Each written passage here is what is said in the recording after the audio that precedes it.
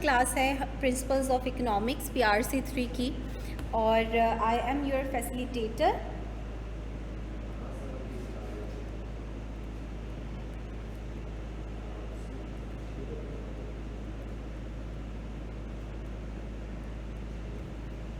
ठीक है, my name is Zainab Zia और मैं वैसे तो ओरिएंटेशन के अंदर भी आप लोगों को अपना इंट्रोडक्शन दे चुकी हूँ, पर वो स्टूडेंट्स जिन्होंने ओरिएंटेशन सेशन अटेंड नहीं करा था उनको मैं एक क्विक इंट्रो देकर अपना आगे बढ़ती हूँ। अच्छा, इंट्रो अपना देने इस वजह से बहुत ज़रूरी होता है क्योंकि स्टूडेंट्स को पता होना चाहिए कि वो सेफ़ हाथों में है, जिनसे वो जो सब्जेक्ट पढ़ रहे हैं वो एक्सपीरियंस है, उसकी एक्सपर्टीज़ हैं उसमें, ठीक है ना। तो जब आपको थोड़ा सा इंट्रो पता चलता है टीचर का तो आप थोड़ा रिलैक्स हो जाते हैं कि हाँ ठीक है। तो बेसिकली अगर मैं अपने एजुकेशन के हवाले से बात करूँ तो मैंने इकोनॉमिक्स सब्जेक्ट में ही मेरी एक्सपर्टीज़ हैं। इकोनॉमिक्स में मेरा मास्टर्स है, I am masters in economics.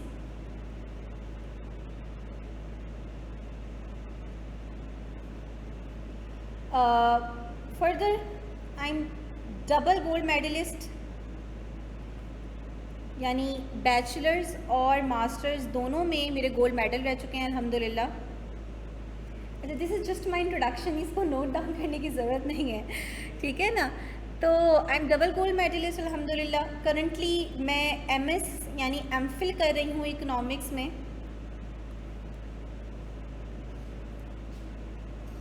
IOBM से आई थिंक आप लोगों ने नाम सुना होगा यूनिवर्सिटी का। IOBM से मैं इस वक्त MPhil कर रही हूँ इकोनॉमिक्स में और मेरा तकरीबन जो है वो MPhil कंप्लीट हो चुका है, जस्ट थीसिस वर्क मेरा चल रहा है, ठीक है ना।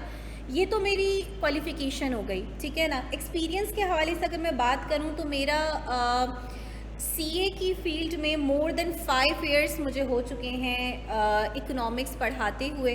तो एक बहुत आप कह लें कि मेरा अच्छा एक्सपीरियंस रह चुका है, क्योंकि पहले मैं आपको बताऊं कि इकोनॉमिक्स का जो ये कोर्स हुआ करता था, आप लोगों को ओरिएंटेशन में गाइड किया होगा कि पहले हमारा फर्स्ट लेवल PRC का है और सेकंड लेवल कैफ का आता है। तो पहले जो इकोनॉमिक्स था वो कैफ में फॉल होता था, ठीक है। तो मैं पहले कैफ में पढ़ाया करती थी इकोनॉमिक्स को और अब ये PRC में जो है ना इसको कर दिया गया है। दोनों में डिफरेंस ये हुआ कि जब कैफ में था तो थ्योरी आया करती थी और अब PRC के अंदर आपको पता है कि MCQs बेस्ड आपके जो हैं वो पेपर्स होते हैं, तो इसका डिफ़िकल्टी लेवल कम किया गया है क्योंकि इकोनॉमिक्स एक ऐसा सब्जेक्ट है जिसमें स्टूडेंट्स जो है वो काफ़ी उनको प्रॉब्लम होती थी। तो जब थ्योरी में था तब तो बहुत ही ज़्यादा पासिंग रेशो बहुत ही कम हुआ करता था, अब उन्होंने उसको जो है वो MCQs बेस्ड लेकर आ गए हैं। तो ये इसके अलावा मैं कराची यूनिवर्सिटी में भी जो है वो इकोनॉमिक्स पढ़ा चुकी हूँ, माइक्रो इकोनॉमिक्स का कोर्स, ठीक है ना। तो ये ओवरऑल मेरा एक्सपीरियंस है, मैं इसको एज एक्सपीरियंस लिख लेती हूँ। ये क्वालिफ़िकेशन है मेरी और एक्सपीरियंस के हवाले से मैंने आप लोगों को बता दिया कि मोर देन 5 इयर्स मुझे हो चुके हैं इस फील्ड में, ठीक है ना। अच्छा, अब सबसे अहम बात यह आती है कि इकोनॉमिक्स का जो ये कोर्स है, ये इसका सिलेबस क्या है, इसका पेपर किस तरीके से आता है, कितने मार्क्स का आता है, हम इसकी तैयारी कैसे करेंगे, असल स्टूडेंट्स को कंसर्न यही होता है ऑब्वियसली।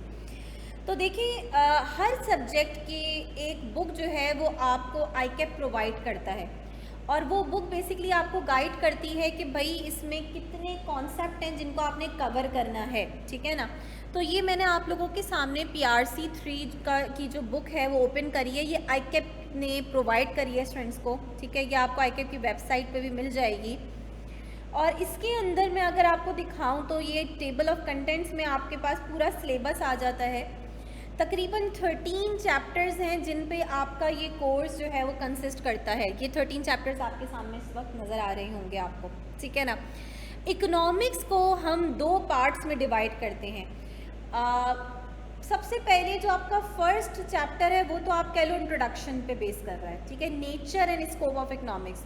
फॉर दोज स्टूडेंट्स जो कि पहली दफ़ा इकोनॉमिक्स पढ़ने जाएंगे, ज़ाहिर है उनको ये पता होना चाहिए कि इकोनॉमिक्स में हम पढ़ते क्या हैं, इकोनॉमिक्स की नेचर क्या है, स्कोप क्या है, तो वो आपको फर्स्ट चैप्टर से पता चलेगा। उसके बाद हम मेनली इकोनॉमिक्स को 2 मेन ब्रांचेस में डिवाइड करते हैं। एक को हम कहते हैं माइक्रो इकोनॉमिक्स, एक को हम कहते हैं मैक्रो इकोनॉमिक्स। माइक्रो इकोनॉमिक्स क्या होती है, अभी हम आगे इंट्रोडक्शन के इस चैप्टर में डिटेल में पढ़ेंगे भी। अभी मैं सिर्फ इतना बता दूं कि माइक्रो के अंदर हम स्मॉल लेवल पे एनालिसिस करते हैं। माइक्रो का मतलब ही स्मॉल है ना। तो माइक्रो इकोनॉमिक्स के अंदर आपके ये 3 चैप्टर्स आ जाते हैं। ये माइक्रो इकोनॉमिक्स पे बेस करते हैं। हम इसमें स्मॉल लेवल पे, यानी एक कंज्यूमर के बारे में, एक फर्म के बारे में, ठीक है ना, स्मॉल लेवल पे एनालिसिस करते हैं। और बाकी जो आपके रिमेनिंग चैप्टर्स हैं ये सारे के सारे आपके फॉल करते हैं मैक्रो इकोनॉमिक्स में, ठीक है ना।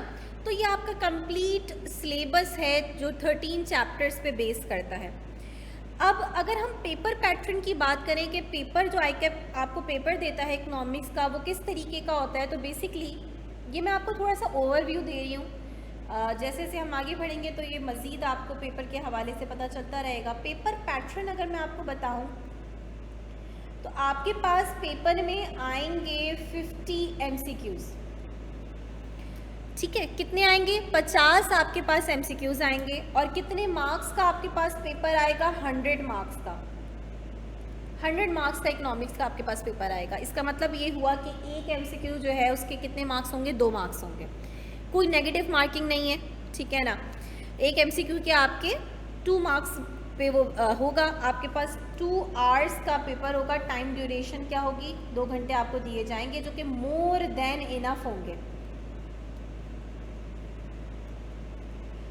यानी जो मेरे स्टूडेंट्स हैं उनको 1 घंटा भी नहीं लगता ये पेपर करने में।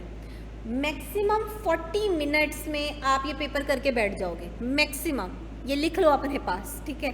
जब पेपर करके बैठोगे तो बोलोगे हाँ मिस ने सही बोला था। मैक्सिमम 40 मिनट्स में आपका ये कंप्लीट पेपर हो जाएगा, ठीक है ना। 2 आवर्स तो बहुत ज़्यादा है, बहुत ज़्यादा है, ठीक है ना। आराम से चिल होके पेपर करना है हमने, ठीक है। अच्छा, अब बात ये आती है कि हम कैसे तैयारी करेंगे, मैं आपको कैसे लेकर चलूँगी। अच्छा, मैंने इस पर बहुत, क्योंकि ज़ाहिर है मुझे अच्छा खासा टाइम हो गया है ये सब्जेक्ट पढ़ाते हुए, तो मैंने इस पर बहुत काम करा है, ठीक है ना। और मेरी कोशिश ये रही है कि बच्चे का सिर्फ इतना काम हो कि बच्चा क्लास में आके बैठे और जो उसको होमवर्क दिया जाए, जो उसको काम दिया जाए वो उसको करे घर में जाकर, और जो क्विज़ मैं लूँ वो अटैम्प्ट करे। उसके अलावा बच्चे को ये मेहनत ना करनी पड़े कि क्या पढ़ें, कैसे पढ़ें, कहाँ से पढ़ें, MCQs कौन से सॉल्व करें, बुक के सॉल्व करें, इधर के सॉल्व करें, उधर के सॉल्व करें। होता है ना बच्चा, नॉर्मली हम इंटर लेवल वगैरह पे क्या, जो बहुत पढ़ाकू बच्चे होते हैं बोलते हैं भाई फलां के भी नोट्स ले लो, फलां के भी नोट्स ले लो, ठीक है ना, जहाँ जहाँ से जो मिल रहा है ले लो। मेरी कोशिश रही कि बच्चे के पास एक गिवन नोट्स हों, गिवन MCQs हों, कि बस उसको पता है कि भाई यही देखना है मुझे, ना मुझे इधर देखना है ना मुझे उधर देखना है, ठीक है ना। बस मिस ने जो दे दिया वो इनफ है। तो उसके लिए मैंने थोड़ा सा काम करा है। पहला काम मैंने ये क्या किया है कि आप लोग जब बुक देखते हैं, बुक में इनकरेज करती हूँ स्टूडेंट को कि वो रीड करें, ठीक है ना। क्योंकि ऑब्वियसली एक बुक जो होती है उसमें सब बहुत डिटेल में लिखा हुआ होता है, ठीक है। और जो MCQs आते हैं उन MCQs में एक चीज़ बड़ी मुश्किल हो जाती है। जब थ्योरी का पेपर आता है ना, उसमें ये होता है कि आपको एक अंदाज़ा होता है कि क्वेश्चन कहाँ से निकल सकता है और कहाँ से नहीं निकल सकता। लेकिन जब MCQs आते हैं ना, उसमें आप सेलेक्टिव स्टडी कर ही नहीं सकते। आपको एग्जामिनर एक लाइन भी उठा के दे सकता है फिल इन द ब्लैंक्स की फॉर्म में, ऑप्शंस देगा, ठीक है, लेकिन आपको कहीं से एक लाइन भी दी जा सकती है। तो इट इज़ प्रेफरेबल कि आप बुक को थॉरली रीड करिए। लेकिन क्लास के अंदर ऑब्वियसली कि हम पूरी बुक लाइन टू लाइन नहीं रीड कर सकते, हमें कॉन्सेप्ट समझना है, ठीक है ना। तो उसके लिए मैंने पहला काम क्या किया कि आप लोगों के लिए हर चैप्टर की PPT स्लाइड्स बना दी हैं, ठीक है। जैसे कि फर्स्ट चैप्टर आता है nature and scope of economics, अब मैंने इसकी PPT स्लाइड्स बना दी हैं, ठीक है। अब ये जो आपका पूरा का पूरा पेज है ये समराइज हो जाता है इस स्लाइड में, इस फॉर्म में। तो देख रहे हैं आप कि भाई मैंने जितने इंपॉर्टेंट पॉइंट्स हैं उनको निकाल के एक्सट्रैक्ट करके, ये आप लोगों का काम नहीं रहा, ये काम मैंने मेहनत कर ली कि सारे इंपॉर्टेंट पॉइंट्स को एक्सट्रैक्ट करके PPT स्लाइड्स की फॉर्म में आप लोगों को प्रोवाइड कर दिया कि ये तो मोस्ट इंपॉर्टेंट पॉइंट्स हैं जिनको आपको करना ही करना कवर है। तो इस तरीके से ये चैप्टर 1 के थ्रू आउट आपको ये पूरे नोट्स मिल जाएंगे, ठीक है ना, जितने भी इंपॉर्टेंट कॉन्सेप्ट्स हैं। फिर क्या होता है कि जब हम क्लास में चैप्टर रीड कर लेते हैं, कॉन्सेप्ट्स रीड करते हैं, तो ऑब्वियसली हमारा जो अल्टीमेट जो हमें ऑब्जेक्टिव है वो ये है कि हमें MCQs की तैयारी करनी है। और keep this in your mind के एक स्टूडेंट जो कि लेक्चर को बहुत अच्छे से लेता है, सारे कॉन्सेप्ट समझता है, लेकिन वो एमसीक्यूज़ की प्रैक्टिस नहीं करता, उसके लिए उसका पेपर पास करना उसके चांस बहुत मिनिमम है, बहुत मिनिमम। क्योंकि क्या होता है, आप ये बात खुद रियलाइज़ करोगे कि जब आप कॉन्सेप्ट समझने के बाद एमसीक्यूज़ पे आओगे तो आपको पता चलेगा अच्छा एमसीक्यूज़ इस तरीके से भी पूछे जा सकता है।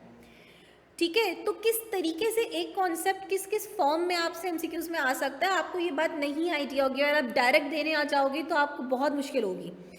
उसके लिए मैंने क्या किया है कि हर चैप्टर के एमसीक्यूज़ जो हैं वो मैंने एक जगह पे आप लोगों के तैयार कर लिए हैं। और प्लीज़ मुझ पे थोड़ा सा कॉन्फिडेंस रखना, ठीक है। जो मैं आपको एमसीक्यूज़ दे रही हूँ उसके अलावा आपको कोई एमसीक्यूज़ देखने की ज़रूरत नहीं है, ये इतनी बड़ी रिस्पॉन्सिबिलिटी मैं ले रही हूँ। चैप्टर 1 के एमसीक्यूज़ मैंने आप लोगों के तकरीबन, अगर मैं आपको दिखाऊँ यहाँ पे, तो इस वक्त कितने एमसीक्यूज़ आ जाते हैं, 114 एमसीक्यूज़। इसके बाद भी सम टाइम कुछ बच्चे होते हैं ना माशाल्लाह बहुत पढ़ने वाले, वो कहते हैं कि बस कोई और कहीं और से देख लें, हम गूगल पे सर्च कर लें, कोई और की लिख लें और प्रैक्टिस हो जाएगी।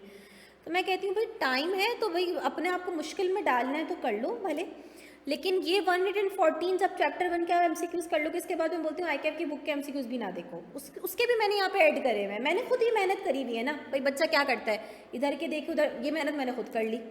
उसके बावजूद अगर कोई अपने आप को इस मेहनत में डालना चाहता है तो भाई ये उसकी मर्ज़ी है, ठीक है ना। मैंने तो आप लोगों के लिए सारी चीज़ें एक जगह पे कर दी हैं ताकि आपको कहीं इधर उधर ना भागना पड़े, ठीक है ना। तो जब आप कॉन्सेप्ट डिस्कस हम क्लास में करेंगे उसके बाद मैं बता दूंगी कि अब आपने इन एमसीक्यूज़ की प्रैक्टिस कर लेनी है भाई, यहाँ से यहाँ तक के एमसीक्यूज़ अब आप सॉल्व कर सकते हैं, आप उसको घर में सॉल्व करके आओगे। नेक्स्ट डे आप पूछोगे कि मिस फला एमसीक्यू समझ में नहीं आ रहा था हमें, आंसर की आप देख रहे हैं कि एंड में सबकी आंसर की मैंने डाली हुई है, लेकिन साथ साथ नहीं बताए मैंने आंसर, ताकि पहले आप लोग सॉल्व करें देन आप मैच करें कि क्या आपने जो आंसर्स लगाए हैं वो सही हैं या नहीं, इससे आपकी प्रैक्टिस होगी, ठीक है ना। तो भाई और क्या चाहिए, ठीक है, नोट्स आपको मिल जाएंगे, एमसीक्यूज़ आपको मैं प्रोवाइड कर दूंगी। और एक और चीज़ है, लेकिन वो मैं आपको मैंने ओरिएंटेशन सेशन में भी बताया था कि वो मैं स्टार्टिंग में नहीं देती, वो मैं लास्ट में देती हूँ। जैसे कि अभी जनवरी अटैम्प्ट है, 20th से पेपर स्टार्ट हैं, तो मैंने देखें इंपॉर्टेंट एमसीक्यूज़ की एक फ़ाइल प्रिपेयर करती हूँ मैं। ये काफ़ी, क्योंकि स्टूडेंट आता है ना तो उसका कोई ना कोई बहन भाई दोस्त होता है जो कि जिसके थ्रू वो आ रहा होता है, तो वो उससे बात पहुंच ही जाती है, बात पता होती है काफ़ी स्टूडेंट्स को कि भाई मिस के एक इंपॉर्टेंट एमसीक्यूज़ की फ़ाइल है। ये फ़ाइल कैसे प्रिपेयर की गई है, ये फ़ाइल स्टूडेंट्स के फीडबैक से प्रिपेयर करते हैं हम, कि भाई इसमें वो एमसीक्यूज़ हैं जो कि पेपर में आते हैं, एज इट इज़ उठ के पेपर में आ रहे होते हैं, ठीक है ना। तो आखिर में ये हार्ड कॉपी आपको इंस्टीट्यूट से मिल जाएगी, ठीक है ना, जिनको भी चाहिए वो एडमिन से कांटेक्ट कर सकते हैं। तो इसमें सारे इंपॉर्टेंट एमसीक्यूज़ आ जाते हैं जिनकी हमें, जो मैं स्टूडेंट्स को कहती हूँ कि इसको आपने घोल के पी लेना है, ठीक है। तो आपका पेपर पास करना जो है वो उसके चांसेस 99% हो जाएंगे इंशाल्लाह, सही है ना। तो ये कुछ चीज़ें हैं सिर्फ मैंने स्टार्टिंग में दिखाई, क्योंकि अक्सर स्टूडेंट जब पहली दफ़ा आता है, पहली क्लास लेता है, तो उसको सबसे पहली कन्फ्यूजन ये होती है कि भाई पता नहीं क्या होगा, कैसे होगा, ठीक है, पेपर पास कैसे हो पाएगा हमारा। तो ये मैं सब कुछ मैंने इसीलिए स्टार्टिंग में फ़र्स्ट क्लास में बता दिया कि आपको इस बात की टेंशन नहीं लेनी कि तैयारी कैसे करनी है, ठीक है ना। उसके लिए मैं आपको हर चीज़ गाइड कर दूंगी, आपने बस ये करना है कि आपने क्लासेस मिस नहीं करनी। कोशिश कीजिए कि फ़िज़िकल आके क्लास लें अगर पॉसिबल है आप लोगों के लिए। हाँ, अगर दूर से ले रहे हैं, ट्रांसपोर्टेशन मतलब टाइम बहुत लग जाएगा, तो ठीक है वो आप ऑनलाइन ले लें। ऑनलाइन में प्रॉब्लम ये होता है कि स्टूडेंट के पास जब एक फैसिलिटी होती है तो वो अपने कंफर्ट जोन से बाहर नहीं निकल पाता।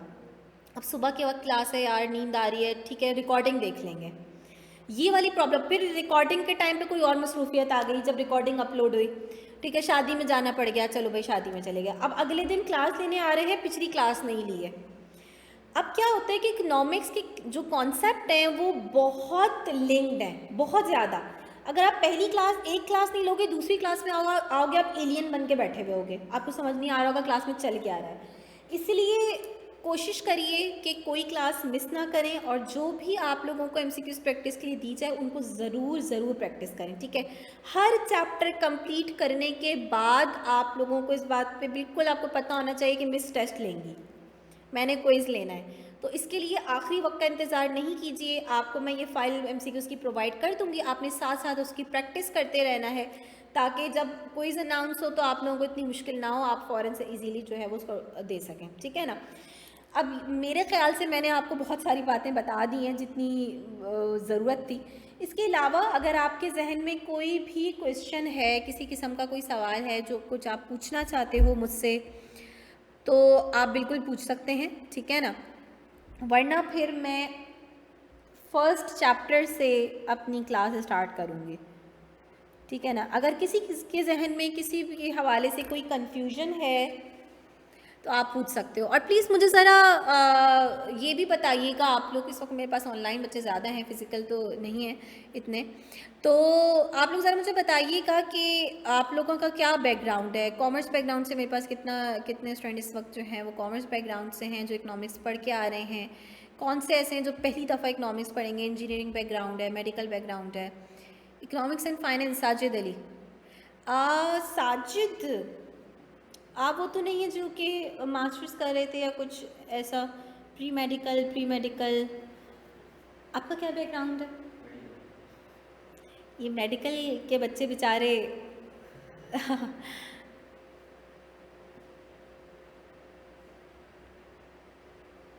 जब प्री मेडिकल के जब कोई स्टूडेंट होता है तो मैं बहुत ही केयरफुल होकर पढ़ाती हूँ, क्योंकि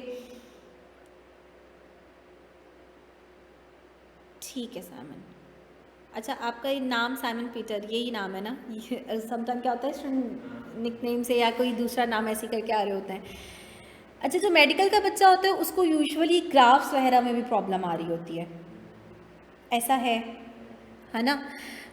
कि भाई ग्राफ की भी जो है वो नॉलेज नहीं होती, तो मैं फिर उसको बिल्कुल ही ऐसे पढ़ाती हूँ ये ज्यूम करते हुए कि भाई बिल्कुल नहीं पता, ठीक है ना। ग्राफ के कितने एक्सेस होते हैं, ग्राफ में प्लॉट कैसे किया जाता है, मैं ये भी बता रही होती हूँ, ठीक है। चले, बाकी किसी भी बैकग्राउंड से नहीं है? हाँ जी,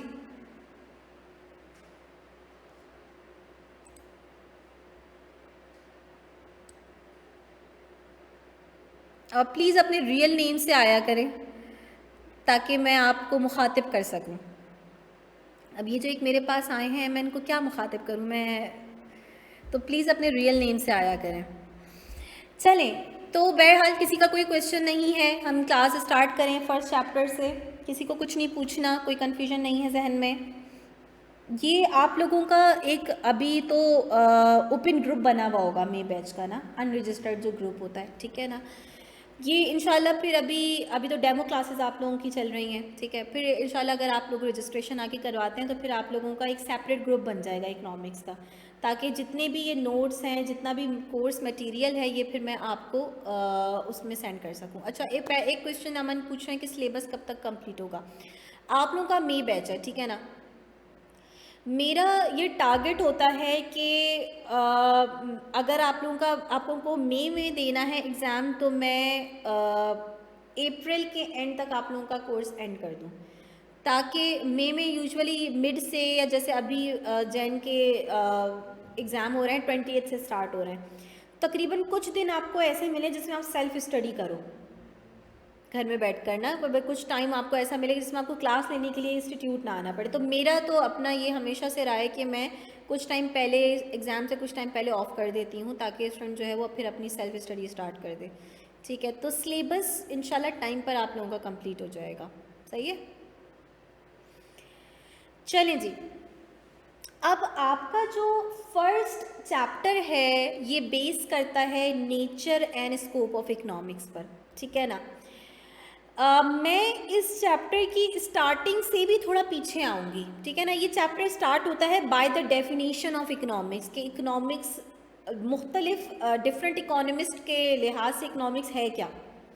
डिफरेंट लोगों ने अपना डिफरेंट व्यू दिया कि भाई इकोनॉमिक्स उनके लिहाज से, इकोनॉमिक्स का जो ये सब्जेक्ट है इसमें हम क्या पढ़ते हैं, इकोनॉमिक्स क्या हमें सिखाती है, क्या बताती है। लेकिन इससे पहले मैं थोड़ी सी इसके ओरिजिन पे चली जाऊँ कि जो इकोनॉमिक्स है उसकी जो टर्म आपको दिखती है इकोनॉमिक्स,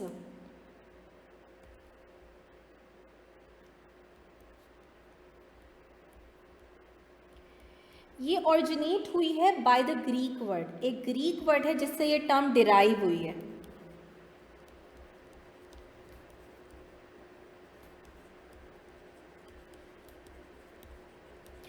और वो ग्रीक वर्ड क्या है? वो ग्रीक वर्ड है ओइकोनोमोस।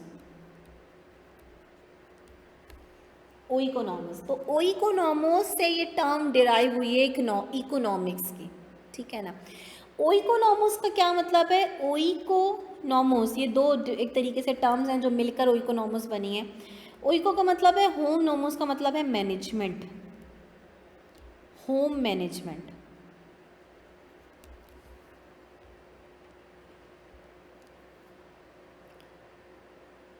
एट फर्स्ट जब स्टूडेंट देखता है कि इकोनॉमिक्स का मतलब होम मैनेजमेंट है, तो उसको रिलेट करना समझ में नहीं आता कि होम मैनेजमेंट और इकोनॉमिक्स का आपस में क्या कनेक्शन है। लेकिन आप लोग थोड़ा सा सोचिए कि होम मैनेजमेंट कौन कर रहा होता है? आपका घर कौन मैनेज करता है, कौन घर चलाता है? मेनली हमारे पेरेंट्स हमारा घर चलाते हैं, ठीक है ना। घर चलाने का मतलब क्या है? घर चलाने का मेनली मतलब जो एक निकल के आता है वो ये कि फाइनेंस जो कर रहे होते हैं वो, ठीक है ना, कि भाई घर के कुछ खर्चे हैं, खर्चात हैं, एक्सपेंसेस हैं, और घर की एक आमदनी है, एक इनकम है कि भाई ये सोर्स ऑफ इनकम है, इतनी इनकम आती है। हर महीने एक तरीके से एक बजट टाइप का बनता है आपके घर में, ठीक है ना, जो कि पेरेंट्स मैनेज कर रहे होते हैं घर को कि भाई ये इनकम है और ये खर्चे हैं। अब इस इनकम को कैसे एलोकेट किया जाए? एलोकेट मतलब कैसे लगाया जाए उन खर्चों में कि उससे ज़्यादा से ज़्यादा जो आपके अखराजात हैं वो फाइनेंस हो जाए। बहुत दफ़ा ऐसा होता है कि हमारे सारे खर्चे फाइनेंस नहीं हो पा रहे होते उस इनकम से, तो हमारे पेरेंट्स क्या करते हैं? हमारे पेरेंट्स बहुत वाइजली देखते हैं कि भाई मेन प्रेफरेंसेस क्या है। जाहिर है भाई, सबसे पहली कि ग्रॉसरी तो आनी ही आनी है, इसको नहीं आप ख़त्म कर सकते, ठीक है। और ग्रॉसरी में भी फिर आप जो है वो देख रहे होते हो कि भाई मेन प्रेफरेंसेस क्या है, फूड आइटम्स, ठीक है ना। तो इसी तरीके से हमारे जो पेरेंट्स हैं वो, मैं कहती हूँ, सबसे बड़े इकोनॉमिस्ट हैं, क्योंकि वो ये देखते हैं कि भाई इस इनकम को जो कि लिमिटेड है, इस लिमिटेड इनकम को कैसे एक्सपेंसेस पे एलोकेट किया जाए कि ज़्यादा से ज़्यादा हमारी नीड सेटिस्फाई हो सके, हमारी वांट सेटिस्फाई हो सके, ठीक है ना। बिल्कुल इसी तरीके से अगर हम इस कॉन्सेप्ट को ब्रॉड लेवल पर लेकर जाएं तो हमारे पास कॉन्सेप्ट आता है किसका? स्टेट मैनेजमेंट का। इस घर को अगर हम स्टेट लेवल पर देखें तो हमारे पास कॉन्सेप्ट आ जाता है स्टेट मैनेजमेंट का। जिस तरीके से हमारा घर हमारे पेरेंट्स चला रहे होते हैं, बजट बनाते हैं, लिमिटेड इनकम को एलोकेट करने की कोशिश करते हैं अमंग डिफरेंट एक्सपेंसेस, बिल्कुल इसी तरीके से स्टेट मैनेजमेंट होती है। और हमारे जो स्टेट है, मुल्क को कौन चलाता है? मुल्क की गवर्नमेंट। जिस तरीके से पेरेंट्स बजट बनाते हैं हर मंथ, इसी तरीके से हर साल गवर्नमेंट बजट बनाती है।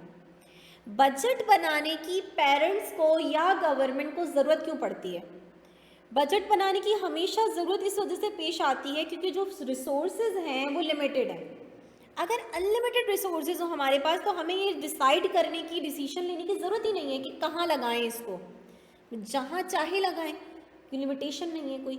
लेकिन क्योंकि हमारे पास एक लिमिटेशन है, एक कंस्ट्रेन है कि हमारे जो रिसोर्सेज हैं they are limited, they are finite, infinite नहीं है, तो हमें डिसाइड करना पड़ता है कि इन रिसोर्सेज को कहाँ लगाएं और कितना लगाएं। और हमारे हर डिसीजन की कोई ना कोई कॉस्ट होती है जो हमें बेयर करनी पड़ती है। इकोनॉमिक्स में हम एक बात कहते हैं कि there is no free lunch, मुफ्त में कुछ नहीं मिलता, हमारे हर डिसीजन की कोई ना कोई कॉस्ट है। गवर्नमेंट अगर डिफेंस पे ज़्यादा लगा देगी तो बाकी सेक्टर्स पे कम लगा पाएगी, बाकी सेक्टर्स पे कम रिसोर्सेज लगेंगे जिसकी वजह से बाकी सेक्टर इतने ग्रो नहीं कर पाएंगे, तो उसके इस डिसीजन की कॉस्ट है जो उसको बेयर करनी पड़ेगी, ठीक है ना। तो हमारे हर डिसीजन की कोई ना कोई कॉस्ट है, हम अपना टाइम कहाँ लगा रहे हैं, हम अपना पैसा कहाँ लगा रहे हैं, सबकी कॉस्ट है।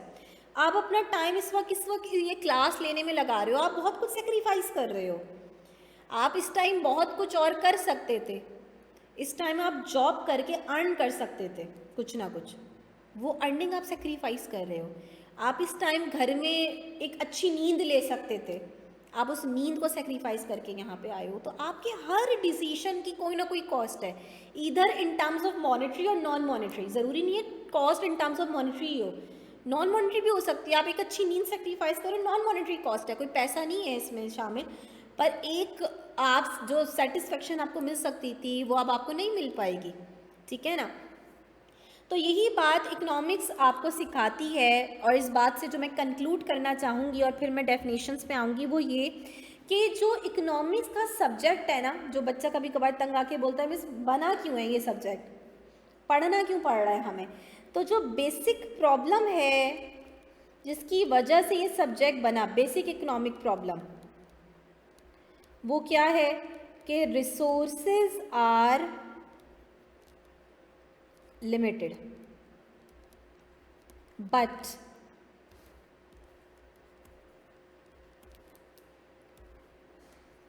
आर वॉन्ट्स आर लिमिटेड है, हमारी ख्वाहिशात अनलिमिटेड, कभी ख़त्म नहीं होती हमारी ख्वाहिशात। तो रिसोर्सेज तो लिमिटेड है हमारे पास, लेकिन उन रिसोर्सेज को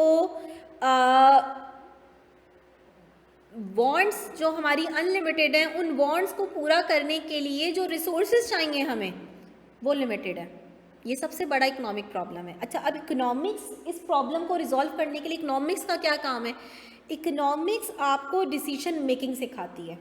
इकोनॉमिक्स आपको सिखाती है कि जब कोई चीज़ लिमिटेड हो तो उसको कैसे यूज़ किया जाए, कैसे आप उसको यूटिलाइज करें कि उससे आपको बेस्ट आउटकम मिल सके।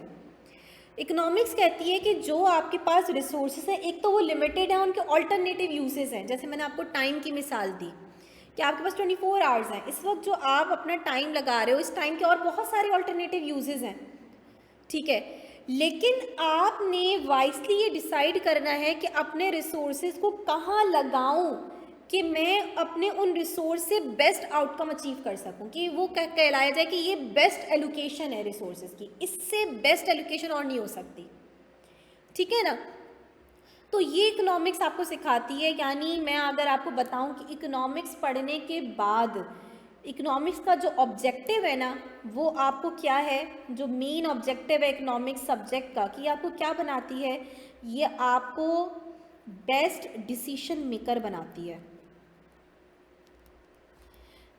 ये जो आप सीए कर रहे हैं और करेंगे, स्टार्ट किया है आपने अपना ये, इसका मेन कोर्स अकाउंटिंग है, ठीक है ना।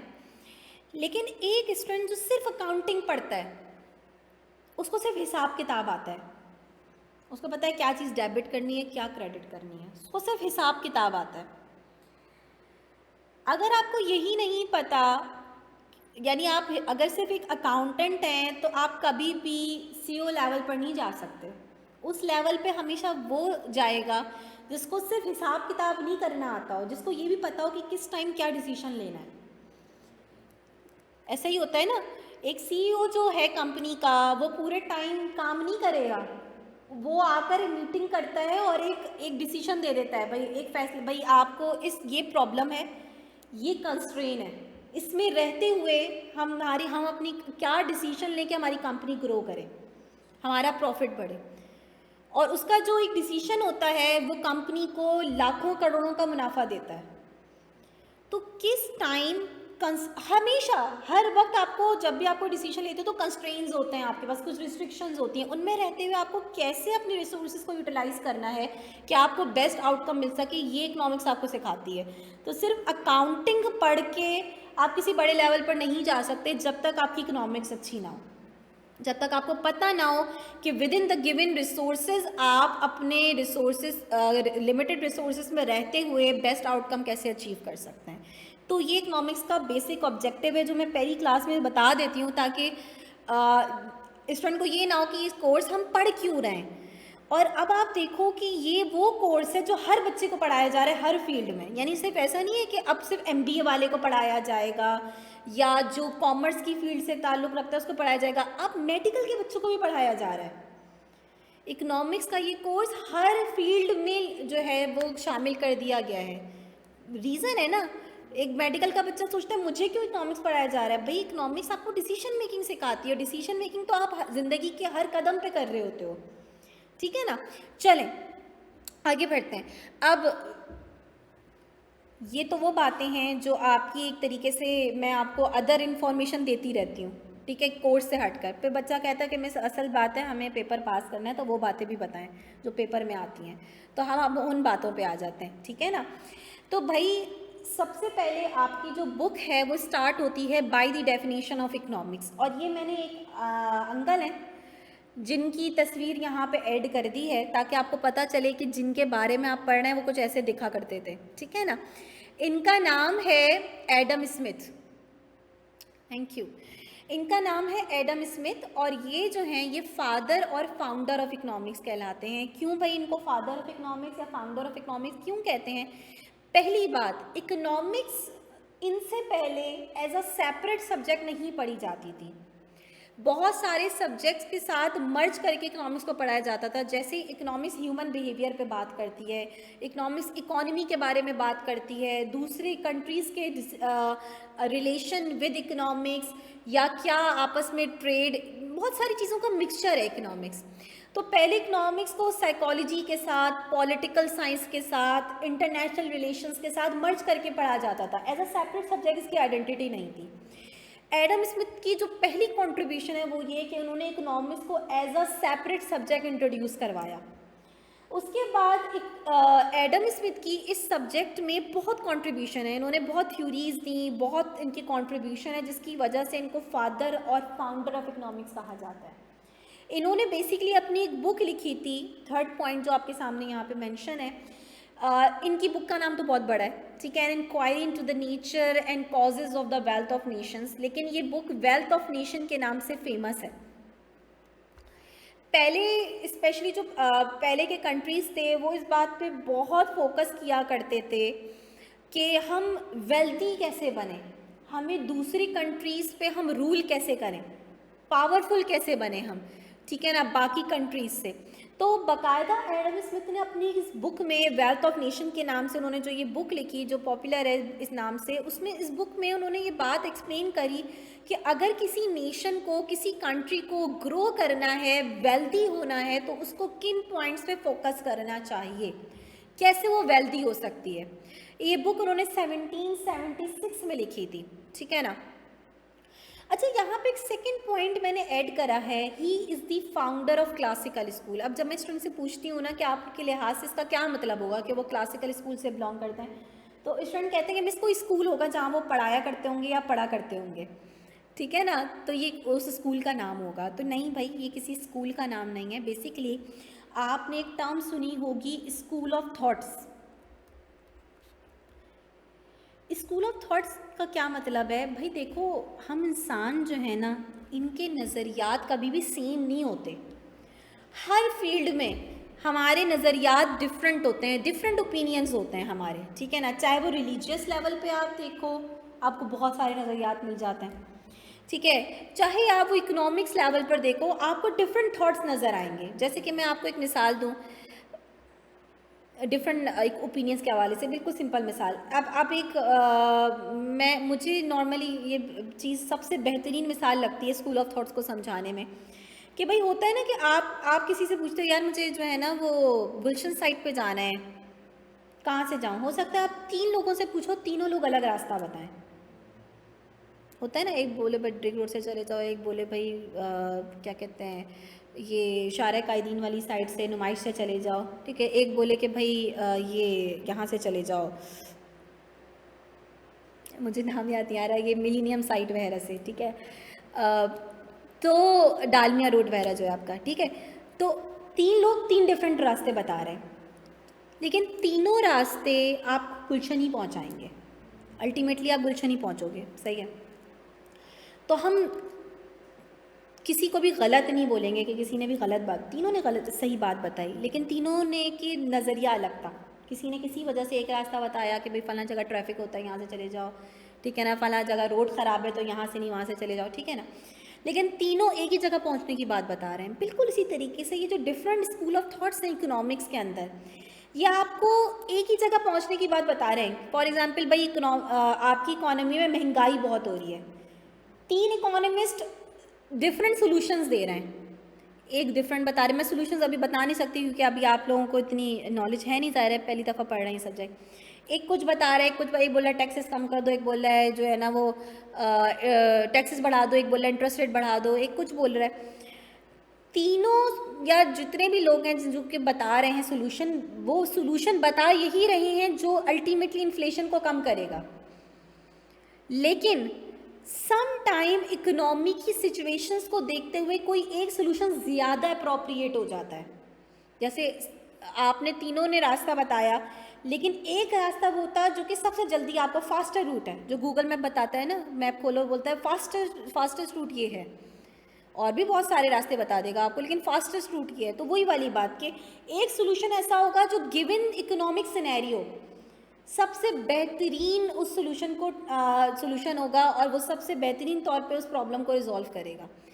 तो बिल्कुल क्लास जो स्कूल ऑफ थॉट्स हैं, उनका जो मतलब है वो यही कि डिफरेंट नज़रियात हैं, डिफरेंट लोगों के डिफरेंट नज़रियात हैं। जो क्लासिकल स्कूल है ये आप समझ लो एक ट्रेडिशनल थॉट्स जो थे, जो इनिशियल लेवल पे जब इकोनॉमिक्स को एज अ सब्जेक्ट इंट्रोड्यूस हुआ, तो जो इनिशियल लेवल पे जो इकोनॉमिस्ट के थॉट्स थे कि वो कैसे इकोनॉमी को देखा करते थे, वो कैसे प्रॉब्लम्स को एनालाइज किया करते थे, क्या सॉल्यूशंस देते थे उन प्रॉब्लम्स की, ये उन थॉट्स को क्लासिकल स्कूल कहा जाता है कि भाई ये जो है वो क्लासिकल स्कूल से बिलोंग करते हैं, ट्रेडिशनल स्कूल से बिलोंग करते हैं। मज़े की बात मैं आपको बताऊं कि ये जो नाम हुआ ना कि ये नाम पड़ा कैसे, ये बेसिकली आगे जाकर एक इकोनॉमिस्ट आएंगे जिनके बारे में हम पढ़ेंगे, इनका नाम था जॉन मेनार्ड केन्स। ये फेमस हुए थे 1936 में अपनी एक बुक से। इन्होंने कहा था मुझसे पहले जितने इकोनॉमिस्ट हैं ना वो क्लासिकल थे, यानी ट्रेडिशनल इकोनॉमिक्स थी। अब मैं मॉडर्न इकोनॉमिक्स यहाँ से स्टार्ट होती है, ठीक है ना। जो जाहिर है भाई ओवर द टाइम जो भी चेंजेस आ रहे हैं इकोनॉमीज़ के अंदर, तो वो पुराने थॉट्स तो वैलिड नहीं रहेंगे ना। तो ये नाम जो है ना बाद के एक इकोनॉमिस्ट ने दिया था कि भाई मुझसे पहले के सारे ट्रेडिशनल थॉट्स हैं, आपके ट्रेडिशनल स्कूल से बिलोंग करते हैं, तो हमने उनको क्लासिकल स्कूल का नाम दिया। तो क्लासिकल बेसिकली कोई स्कूल का नाम नहीं है, ये स्कूल ऑफ थॉट है, जिसको हम जब हम नाम से समझ जाते हैं कि ठीक है ये एडम स्मिथ और उनके फॉलोअर्स आ जाते हैं इसमें। अब असल बात पे आते हैं, ठीक है। हो सकता है आपको लग रहा है मैं बहुत डिटेल बता रही है, लेकिन ये सारी आपकी काम की डिटेल्स हैं, ठीक है ना। अब स्मिथ ने अपनी बुक में जो इकोनॉमिक्स की डेफिनेशन दी वो बड़ी मासूम सी छोटी सी डेफिनेशन आपके सामने यहाँ पे लिखी, कोई लंबी चौड़ी डेफिनेशन नहीं दी उन्होंने एक मासूम सी डेफिनेशन दी। लेकिन हम कहते हैं ना कभी कभार एक मुख्तसर बात होती है लेकिन वो बहुत डीप बात होती है। छोटे मुख्तसर लफ्ज़ों में आपने बात करी, लेकिन जो बात का मतलब था वो बहुत डीप था। उन्होंने कहा economics is a science of wealth. Economics क्या है? स्टडी है, साइंस है किसकी? वेल्थ की। यानी इसमें हम वेल्थ के बारे में पढ़ते हैं, वेल्थ को कैसे जो है वो वेल्थ प्रोड्यूस की होती है, वेल्थ कैसे डिस्ट्रीब्यूट होती है, वेल्थ कैसे एक्सचेंज होती है, ठीक है ना, वेल्थ कैसे यूज़ होती है, इस बारे में हम पढ़ते हैं। यानी उन्होंने इस सब्जेक्ट को जो है वो वेल्थ सेंटर्ड कहा कि भाई ये वेल्थ के बारे में आपको बताता है। अच्छा, हमने कहा कि भाई कुछ नहीं समझ में आया, इतनी छोटी सी बात से थोड़ा सा डिटेल में हमें बात पता चलनी चाहिए। तो बेसिकली ये स्टेटमेंट जो एडम स्मिथ ने दी कि economics is a science of wealth, या समटाइम कुछ बुक्स में लिखा होता है economics is the study of wealth, ये डेफिनेशन जो है ये क्या बताना चाह रही है, उनका मकसद क्या था ये बात करने का। तो मैं पहले डेफिनेशन लिखती हूँ और फिर हम इस पर बात करते हैं। उनकी ना बुक का नाम याद रखिएगा, बुक का नाम भी उनका क्या था? Wealth of Nations. Wealth of Nations, क्योंकि उनका जो बेसिक ऑब्जेक्टिव था वो ये था कि कंट्रीज़ को ये बताना कि अगर वो ग्रो करना चाहते हैं, वेल्दी कंट्री बनना चाहते हैं, वेल्दी नेशन बनना चाहते हैं, तो उनको किन चीज़ों पे फोकस करना चाहिए। और इकोनॉमिक्स यही चीज़ें आपको बताती है कि अगर आपको वेल्दी बनना है, क्योंकि रिसोर्सेज आर लिमिटेड, तो गिवन रिसोर्सेज में रहते हुए अगर आपको ग्रो करना है, वेल्दी बनना है, तो आप कैसे बन सकते हो। तो एडम स्मिथ ने 4 पिलर्स बताए, 4 पिलर्स। उन्होंने कहा इकोनॉमिक्स इन 4 पिलर्स पे बेस करती है, और बेसिकली अगर किसी भी कंट्री को ग्रो करना है, वेल्दी होना है, तो उसको इन 4 पिलर्स को स्ट्रॉन्ग करना होगा, तो वो कंट्री ग्रो करेगी। ये 4 पिलर्स कौन कौन से हैं? Number 1 production of wealth. सबसे पहले एक सवाल आता है जहन में, पता नहीं आप लोगों के जहन में ये बात आई या नहीं आई। जब मैंने पहला पिलर लिखा प्रोडक्शन ऑफ वेल्थ, तो क्वेश्चन आता है जहन में, प्रोडक्शन ऑफ वेल्थ, कि नॉर्मली स्टूडेंट्स जब वेल्थ की टर्म देखते हैं तो उनके जहन में आता है भाई वेल्थ का मतलब क्या होगा, पैसा, मनी। प्रोडक्शन ऑफ वेल्थ यानी पैसे को प्रोड्यूस करना, अजीब सी बात लगेगी। तो भाई मेरी बात समझना, वेल्थ का मतलब सिर्फ पैसा नहीं होता। अच्छा मुझे बताओ कि ऐसी इकॉनमी, आप लोगों ने नाम बार्टर सिस्टम का नाम सुना है किसी ने? बार्टर सिस्टम ये कौन सा सिस्टम होता है, किसी को पता है? हाँ भाई, जो ऑनलाइन ले रहे हैं ना, वो भी direct exchange of goods and services, ठीक है। इसमें पैसे का कोई अमल दखल होता है? नहीं होता। बिल्कुल ऐसी है। बेसिकली बार्टर सिस्टम एक ऐसे सिस्टम को कहा जाता है जिसमें मनी की एग्जिस्टेंस ही नहीं होती। यानी लेट्स से, आपका नाम क्या है? हसीब, ठीक है। हसीब के पास हसीब जो है ना वो सब्जियां ग्रो करते हैं, हसीब फार्मर्स हैं लेट्स से, ठीक है। और मैं जो है वो फिशिंग करती हूँ। हसीब का दिल कर रहा है मछली खाने का, ठीक है। हसीब मेरे पास आता है, हसीब बोलते हैं भाई मुझे मछली ख़रीदनी है, ठीक है। मैं कहती हूँ ठीक है, मुझे आप 1 किलो आटा दे दें, मुझे आटे की ज़रूरत है, ठीक है ना। सॉरी, आटा नहीं, सब्जियाँ ग्रो करते हैं, ठीक है। मैं उनसे कहती हूँ भाई मुझे ना 1 किलो आलू चाहिए, 1 केजी आप आलू दे दें, उसके बदले में मैं आपको इतनी फ़िश दे दूँगी, ठीक है ना। ये है बार्टर सिस्टम। ना मैंने आपको कोई पैसे दिए, ना आपने मुझे कोई पैसे दिए, हमने चीज़ों का एक्सचेंज करा एक दूसरे से, exchange of goods and services, जिसमें मनी का कोई रोल नहीं है। सर्विस भी हो सकती है इसमें, सर्विस भी शामिल हो सकती है इसमें कोई, जैसे कि मुझसे कोई आता है कि भाई इकोनॉमिक्स का लेक्चर लेना है, मैंने कहा ठीक है लेक्चर दे दूँगी, लेकिन बदले में जो है वो आप फ़लाँ जो है वो मुझे फ्रूट देंगे या फ़लाँ चीज़ आप मुझे देंगे, तो फिर मैं आपको जो है ना वो इकोनॉमिक्स का लेक्चर दूँगी। तो इकोनॉमिक्स का लेक्चर देना सर्विस है ना, कोई प्रोडक्ट तो नहीं है। तो बार्टर सिस्टम का मेनली जो मतलब है वो ये कि ऐसा सिस्टम जिसमें गुड्स टू और सर्विसेज की आपस में एक्सचेंज हो रहा है, जिसमें पैसे का कोई अमल दखल नहीं है। अब इस सिस्टम में जब मनी नहीं है तो इस सिस्टम में क्या कोई वेल्थ का कोई रोल नहीं है? बिल्कुल है। वेल्थ एक ऐसी चीज़ को बोलते हैं जो कि कोई वैल्यू रखती हो, जो कि हमारी नीड्स और वांट्स को सेटिस्फाई कर सके, वो वेल्थ है। वेल्थ ज़रूरी नहीं है पैसा है। यानी बार्टर सिस्टम के अंदर अगर मैं आपको बोलूं कि वेल्थ किसे बोलेंगे, जब पैसा ही नहीं है तो क्या वेल्थ नहीं बोलेंगे? नहीं, वेल्थ है। उस सिस्टम में भी वेल्थ का कॉन्सेप्ट है, लेकिन वहाँ वेल्थ क्या है? गुड्स एंड सर्विसेज, ये वेल्थ है। ये वैल्यूएबल चीज़ है ना, ये हमारी नीड्स और वांट सेटिस्फाई करेगी ना। भाई पैसा तो इटसेल्फ कुछ भी नहीं है। पैसा आप क्यों कमाते हो? चीज़ें खरीदने के लिए ना। तो असल जो वैल्यू है वो चीज़ों की है ना, पैसे की तो नहीं है। पैसा तो सिर्फ एक मीडियम ऑफ एक्सचेंज है, जो चीज़ों को लेने के लिए आप उसको यूज़ कर रहे हो। तो असल जो वेल्थ है वो गुड्स एंड सर्विसेज है, ठीक है ना। तो यहाँ पे एडम स्मिथ की जो डेफिनेशन थी उसमें वेल्थ से मतलब उनके पैसा नहीं था, गुड्स एंड सर्विसेज थे। तो प्रोडक्शन ऑफ वेल्थ का मतलब अब समझ में आ रहा है कि किस पैसे की प्रोडक्शन की बात नहीं कर रहे, गुड्स एंड सर्विसेज के प्रोडक्शन की बात कर रहे हैं। Production of goods and services को उन्होंने पहला मोस्ट इम्पॉर्टेंट पिलर कहा। किसी भी इकोनॉमी को अगर ग्रो करना है तो उसको क्या करना होगा? ज़्यादा से ज़्यादा प्रोडक्शन करनी होगी। ज़्यादा प्रोडक्शन करना कैसे अच्छा है? अच्छा मुझे बताइएगा, पहली क्लास है ना, इसमें मेरी कोशिश होगी कि थोड़ा सा आप लोग भी अपना बताएं, मुझे पता चले कि आप लोगों की कितनी नॉलेज है। आप लोगों ने किसी ने नाम सुना है जीडीपी का? क्योंकि ये बहुत फेमस टर्म है। वेरी गुड, आपको तो फुल फॉर्म भी पता है। हाँ जी, मुझे बस इतना बता दो हाँ या ना में कि जीडीपी का नाम सबने सुना है। अक्सर हम टीवी पे, न्यूज़पेपर्स पे इधर उधर सुनते हैं जीडीपी, पाकिस्तान की जीडीपी, फलां कंट्री की जीडीपी, नाम सुना है। मेरे लिए बस इतना काफ़ी है। जब हम कहते हैं ना किसी इकॉनमी की जीडीपी कितनी है, कम है, ज़्यादा है, क्या जीडीपी है? क्या जीडीपी आपको यही बताती है कि इस साल इस कंट्री ने कितनी वैल्यू के गुड्स एंड सर्विसेज प्रोड्यूस करे हैं। जीडीपी क्या बताती है कि किसी कंट्री ने इस गिवन टाइम के अंदर कितने वैल्यू के गुड्स एंड सर्विसेज प्रोड्यूस करें। और आपको पता होगा, जिसने भी जीडीपी का नाम सुना है उसको ये बात पता होगी कि जीडीपी को हम एक इंडिकेटर के तौर पे यूज़ करते हैं।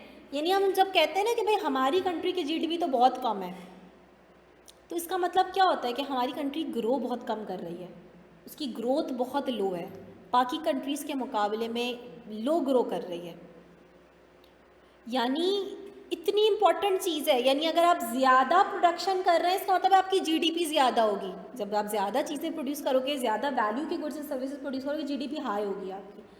और हाई जीडीपी को होने का मतलब है पाकिस्तान ग्रो करेगा। अच्छा, ये ज़्यादा प्रोड्यूस करना इकोनॉमी को कैसे ग्रो करता है, इस बात को समझने के लिए आप माइक्रो लेवल पे आओ। देखो, माइक्रो इकोनॉमिक्स क्यों पढ़ते हैं हम? इस वजह से क्योंकि जब आप छोटे लेवल पे बात करते हो ना तो बात ज़्यादा आसानी से समझ में आती है। तो आप स्मॉल लेवल पे एनालिसिस करो। आपकी इकोनॉमी, आपकी इलाके में कोई फैक्ट्री थी, कोई कंपनी थी, कोई छोटी सी शॉप थी, वो बंद हो गई अचानक से किसी रीज़न की वजह से। उसके बंद होने के क्या इफ़ेक्ट आएंगे आपके ख़्याल से? उस शॉप के बंद होने से क्या किसी को कोई फ़र्क नहीं पड़ेगा, या आपके ख़्याल से अगर फ़र्क पड़ेगा तो क्या पड़ेगा? बहुत छोटे लेवल की बात करिए, एक शॉप बंद हो गई, आपके आसपास आपने देखा कि भाई फ़लाँ शॉप हुआ करती थी, बंद हो गई, कि आपके ख़्याल से उस शॉप के बंद होने का क्या इफ़ेक्ट आता होगा? कोई इफ़ेक्ट आएगा? अगर आपको लगता है कोई इफ़ेक्ट आएगा तो क्या आएगा?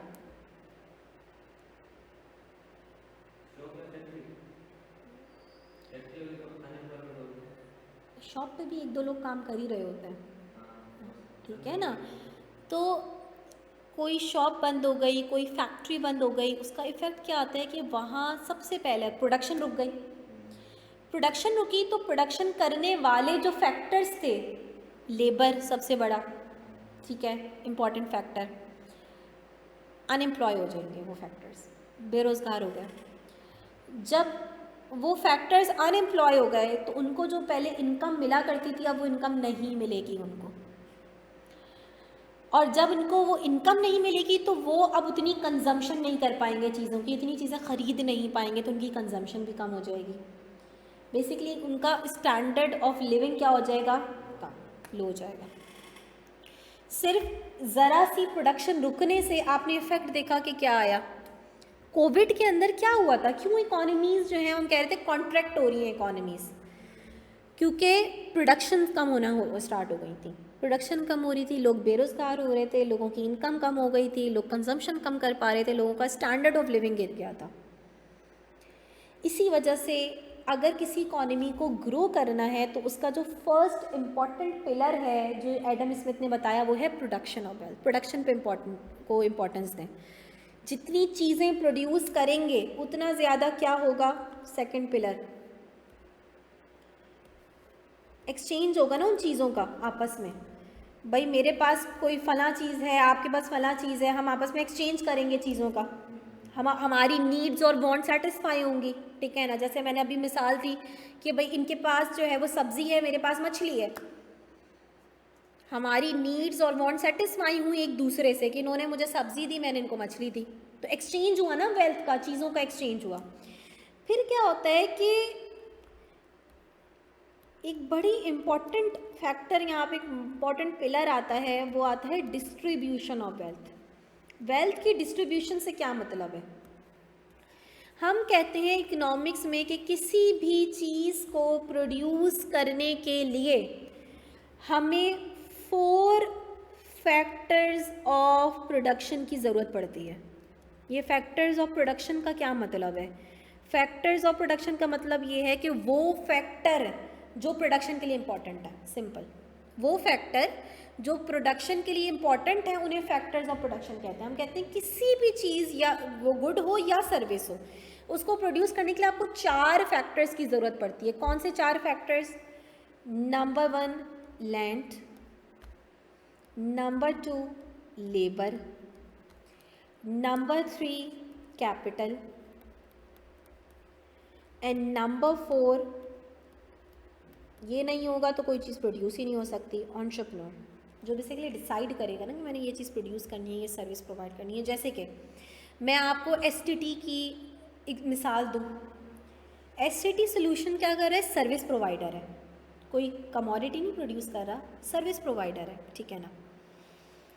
एंटरप्रेन्योर कौन है? सर तारिक दुनिया, जिनको हम टीटी द टैक्स मैन कहते हैं।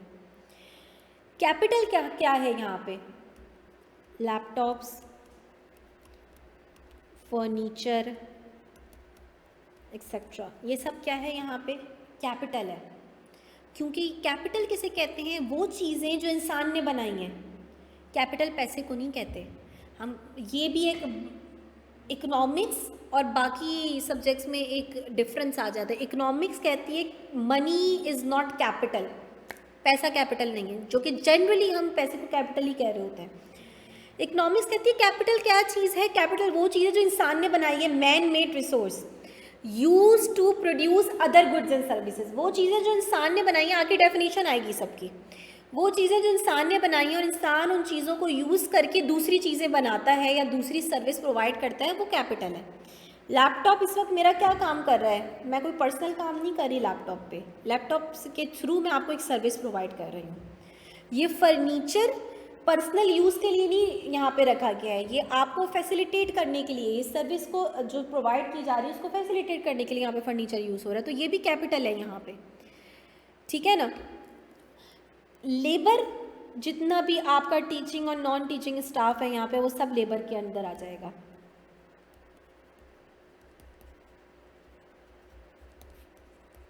लैंड, जहाँ पे ये बिल्डिंग बनी हुई है आपकी, ठीक है ना, ये बिल्डिंग, लैंड।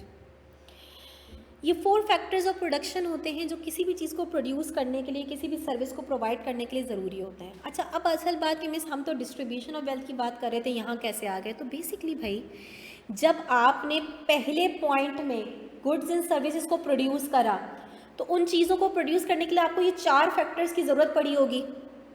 आपने लेबर रखा, आपने लैंड यूज़ करी, जगह एक यूज़ करी, आपने कैपिटल को यूज़ करा, आपने एक एंटरप्रेन्योर हुआ। इन सब को इनकम गई किसी ना किसी फॉर्म में। जिससे आपने ये जगह ली, उसको आपने रेंट दिया होगा लाजमन एज अ रिवॉर्ड। ये रिवॉर्ड है फैक्टर्स ऑफ प्रोडक्शन की, रेंट। जो लेबर था उसको आपने वेजेस एंड सैलरीज दी होंगी।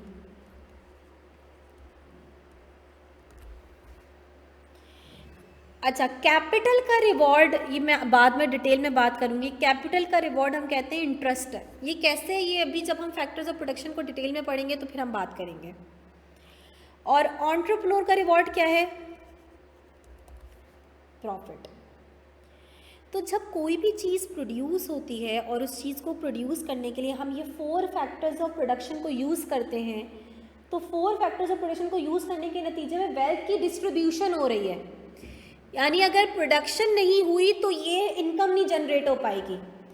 तो प्रोडक्शन, मैंने अभी आपको मिसाल दी ना कि एक फैक्ट्री बंद होने से क्या होता है, ये सब फैक्टर्स अनएम्प्लॉय हो जाते हैं, ये यूज़ नहीं होंगे, और जब ये यूज़ नहीं होंगे तो इनको इनकम नहीं मिलेगी। तो प्रोडक्शन करने के नतीजे में एक और सबसे इंपॉर्टेंट काम क्या हुआ? डिस्ट्रीब्यूशन ऑफ वेल्थ हुई, लोगों के इनकम मिली, लोगों के पास पैसा आया। और जब लोगों के पास पैसा आएगा तो चौथा पिलर कौन सा आ जाएगा आपका? Consumption of wealth. उस पैसे को, उन गुड्स एंड सर्विसेज को वो क्या करेंगे? कंज्यूम करेंगे फिर वो, जिससे उनका लिविंग स्टैंडर्ड बढ़ेगा। तो ये 4 पिलर्स हैं। अगर इकोनॉमी को वेल्दी बनना है तो क्या करना होगा? सबसे पहला काम, उसको गुड्स एंड सर्विसेज ज़्यादा से ज़्यादा प्रोड्यूस करने होंगे, जिसके नतीजे में एक्सचेंज होगा गुड्स एंड सर्विसेज का, डिस्ट्रीब्यूशन होगी और फिर कंजम्पशन होगी वेल्थ की। जिस इकोनॉमी में ये 4 पिलर्स स्ट्रॉन्ग है वो इकोनॉमी वेल्दी है।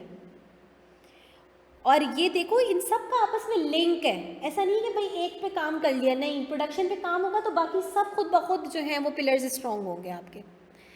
बेसिकली एडम स्मिथ की जो डेफिनेशन है उसको मैं समराइज़ करके अगर मैं आप लोगों को बताऊं, तो उनकी डेफिनेशन का मकसद यही था कि जो इकोनॉमिक्स है वो इकोनॉमिक्स आपको सिखाती है कि आपने गिवन रिसोर्सेज में रहते हुए कैसे डिसीजन मेकिंग लेनी है, कैसे अपनी कंट्री को स्ट्रॉन्ग बनाना है, वेल्दी बनाना है।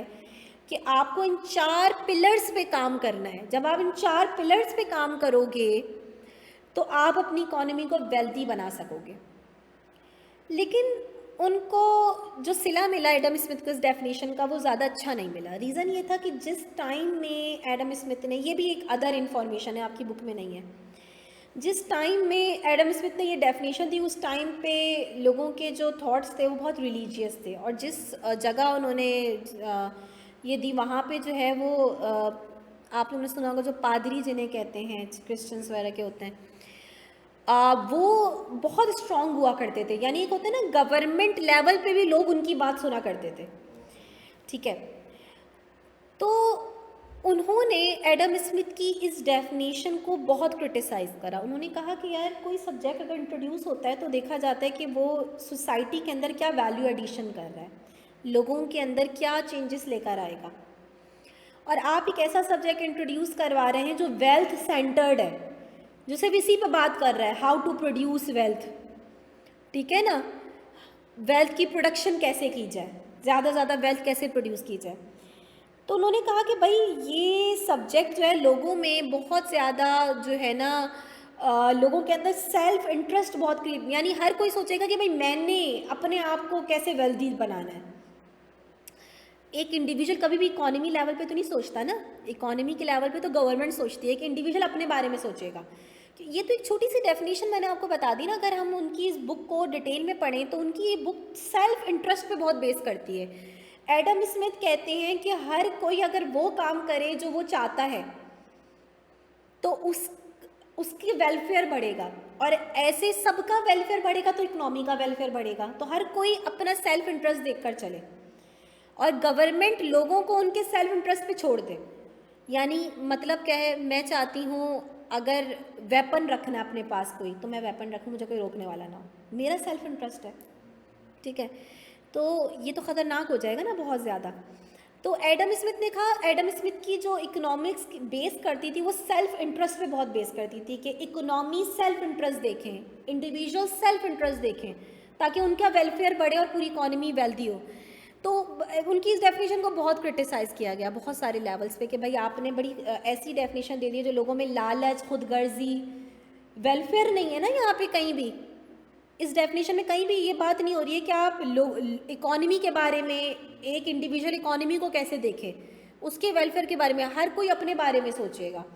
तो ये इकोनॉमी के लिए बड़ा ख़तरनाक साबित हो सकता है। तो उनको बड़ा क्रिटिसाइज़ किया गया था उस डेफिनेशन पे। लेकिन इस डेफिनेशन का जो बेसिक ऑब्जेक्टिव था वो ये था कि भाई जो सारी इकोनॉमी की प्रॉब्लम्स हैं वो ज़्यादातर इसी पे बेस करती हैं, अनएम्प्लॉयमेंट, इन्फ्लेशन। अगर आप इन 4 पिलर्स को स्ट्रॉन्ग कर देंगे तो बहुत सारी प्रॉब्लम्स आपकी इकोनॉमी के रिजॉल्व हो जाएंगी, ठीक है ना। तो बहरहाल आज ऐसा करते हैं कि हम अपना जो है ना वो यहीं तक ही रखते हैं, क्योंकि जो नेक्स्ट डेफिनेशन है उसके थोड़ा सा ज़्यादा टाइम रिक्वायर्ड होगा, और हमारे पास इस वक्त से 15 मिनट्स रिमेनिंग है हमारी क्लास को, और फर्स्ट क्लास है, अगर इसमें मैंने इतना पढ़ा दिया तो आप लोग परेशान ना हो जाए।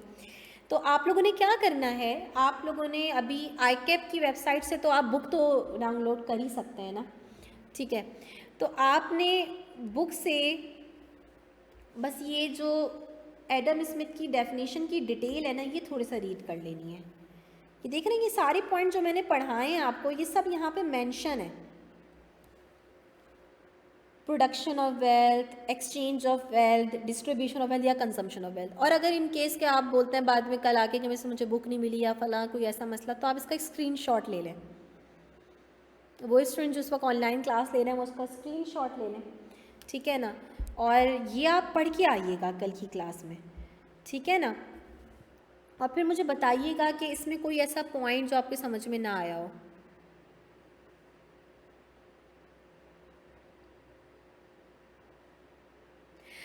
साजिद, क्वेश्चन आपका अच्छा है। देखिए उससे पहले इकोनॉमिक्स मैंने कहा ना कि वो उसको एज अ सेपरेट सब्जेक्ट जो है ना वो आइडेंटिटी उसकी थी ही नहीं कोई। और मैंने आपको बताया कि पहले हम उसको पॉलिटिकल साइंस के साथ, इन सब के साथ मिक्स करके पढ़ा करते थे। यानी इकोनॉमीज़ तो तब भी थी, इकोनॉमीज़ पे बात तो तब भी होती थी, लेकिन उसको इस तरीके से सेपरेट सब्जेक्ट के तौर पे उसकी कोई आइडेंटिटी नहीं थी। तो पहले जो है ना वो ये बात होती थी, अगर किसी इकोनॉमी को, जैसे इससे पहले हमारे पास एक थॉट्स आते हैं जिसको हम मर्केंटिलिज्म थॉट्स कहते हैं, शायद किसी ने कभी पढ़े हो। वो भी नेशन के बारे में बात करते थे, वो भी ये बात करते थे कि भाई अगर किसी इकोनॉमी को ग्रो करना है उसको एक्सपोर्ट ज़्यादा करनी चाहिए, इम्पोर्ट कम करनी चाहिए। ये बातें पहले भी हुआ करती थी, लेकिन पहले हम इसको इस तरीके से नहीं लिया करते थे कि ये कोई अलग टॉपिक है, कोई अलग सब्जेक्ट है। हम उसको बहुत सारे सब्जेक्ट्स के अंदर मिक्स करके पढ़ा करते थे, ठीक है ना। तो एक अलग आइडेंटिटी, अलग डेफिनेशन जो है ना उसके पास नहीं थी इकोनॉमिक्स की कोई। ये डेफिनेशन ही समझो आपको एडम स्मिथ ने दी, ठीक है ना। सही है जी। किसी का कोई और क्वेश्चन, कोई कुछ पूछना चाहता है, और मुझे अपना फीडबैक भी दीजिए कि आज की जो क्लास है इसमें आपको चीज़ें कैसे समझ में आई। अगर कोई आप लोग चाहते हो कि भाई नोटिंग, तो मेरे लिहाज से तो मैंने प्रॉपर जो है वो चीज़ों को नोट करके आपको बताया है ताकि आप लोगों को कोई प्रॉब्लम ना हो। इसके अलावा अगर कोई आप लोग कोई फीडबैक देना चाहते हैं, कोई बात, कोई भी पॉइंट है ऐसा जो आप देना चाह रहे हैं, तो वो ज़रूर करिएगा ताकि मुझे थोड़ा सा आइडिया हो। फ़िज़िकल क्लास में ये चीज़ अच्छी होती है। फ़िज़िकल क्लास में बच्चे को बोलने की ज़रूरत ही नहीं पड़ती, बच्चे के जो चेहरा फेस होता है ना, फेस फेशियल एक्सप्रेशन से टीचर को सब समझ में आ जाता है। लेकिन जब आप ऑनलाइन ले रहे हो तो क्लास, तो मुझे नहीं पता, एक बच्चा इस वक्त खाना खा रहा है, एक बच्चा इस वक्त कुछ और कर रहा है, पानी पीते हुए, कुछ इधर उधर के काम करते हुए क्लास ले रहा है, मुझे नहीं पता, ठीक है ना। तो इसलिए जो है वो इंटरेक्शन बहुत इंपॉर्टेंट होता है आप लोगों से। तो प्लीज़ आप लोग मुझे जो है ना वो मैसेज करते रहा करें, तो मुझे पता चले कि हाँ आप लोग जाग रहे हैं, ठीक है। मैं अपने आप को नहीं पढ़ा रही। कोई बात नहीं है, क्लास एंड करें हम यहाँ पे। किसी का कोई पॉइंट तो नहीं है, कोई कुछ कहना तो नहीं चाहता।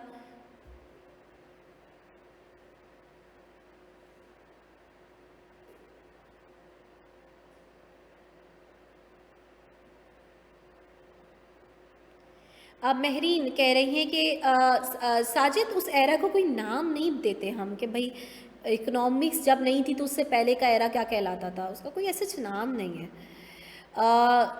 महरीन की बात मैं बता देती हूँ। महरीन कह रही है एक्सचेंज ऑफ वेल्थ उनको समझ में नहीं आया। तो बेसिकली एक्सचेंज ऑफ वेल्थ का मतलब ये है कि हम कहते हैं कि भाई जो चीज़ें हैं हर किसी की अपनी स्पेशलिटी होती है ना। कोई फ़लाँ चीज़ प्रोड्यूस कर रहा होता है, जैसे अभी मैंने आपको मिसाल दी कि पहले जब हम इसको बहुत पुराने उसमें दौर में लेकर जाएं तो लोग जो हैं वो क्या किया करते थे। कोई बंदा जो है वो खेती बाड़ी कर रहा है, कोई बंदा जो है फ़िशिंग कर रहा है, कोई बंदा जो है शिकार कर रहा है। हर किसी की अपनी स्पेशलिटीज़ हैं। तो क्या होता है एक्सचेंज ऑफ वेल्थ का मतलब ये कि आपकी जो नीड है आप उसको एक्सचेंज करो एक दूसरे से। कि भाई मैंने अभी आपको मिसाल दी ना कि भाई मैंने इनसे सब्ज़ी ली, इन्होंने उसके बदले में जो है ना वो फ़िश मुझसे परचेज़ करी। ये एक्सचेंज ऑफ वेल्थ है, चीज़ों का एक दूसरे के दरमियान आपस में एक्सचेंज होना, ठीक है। ये एक्सचेंज ऑफ वेल्थ कहलाता है। मज़ीद देखो, अगर आप इसको यहाँ पे रीड करते हो तो मैंने तभी आपको कहा कि ये रीड करो, क्योंकि डिटेल में तो यहाँ लिखा हुआ है ना कि exchange of wealth states that the goods and services being produced by one individual must be exchange with someone else in order to satisfy their needs. हर किसी की अपनी नीड है, उसको सेटिस्फाई करने के लिए एक इंडिविजुअल दूसरे इंडिविजुअल के साथ उसको लाजमी एक्सचेंज करना पड़ेगा। अब आप कहते हो कि मिस अब तो इकोनॉमी वो वाली नहीं रही कि भाई एक बंदा फिशिंग कर रहा है, एक बंदा वो कर रहा है, ठीक है। आप इसको इकोनॉमीज़ के लेवल पे देखो, ट्रेड होती है। क्यों पाकिस्तान को दूसरी कंट्री से ट्रेड करने की ज़रूरत पड़ती है? क्योंकि कुछ चीज़ें ऐसी हैं जो पाकिस्तान या तो प्रोड्यूस ही नहीं कर रहा या उस लेवल पे प्रोड्यूस नहीं कर रहा, तो उसको पाकिस्तान को दूसरी कंट्री से ट्रेड करने की ज़रूरत पड़ती है। दूसरे कंट्रीज़ को पाकिस्तान से ट्रेड करने की ज़रूरत पड़ती है। ये एक्सचेंज ऑफ वेल्थ नहीं है तो और क्या है, ठीक है ना। तो आई होप कि अब आपको ये बात थोड़ी सी क्लियर हो गई होगी। तो इसको थोड़ा सा रीड करिएगा, इसके स्क्रीनशॉट ले लें, इसको थोड़ा सा रीड करिएगा तो आपको इंशाल्लाह बात मज़ीद क्लियर हो जाएगी।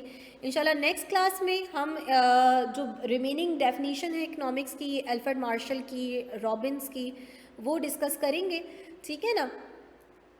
चलें जी, थैंक यू, अल्लाह हाफिज़।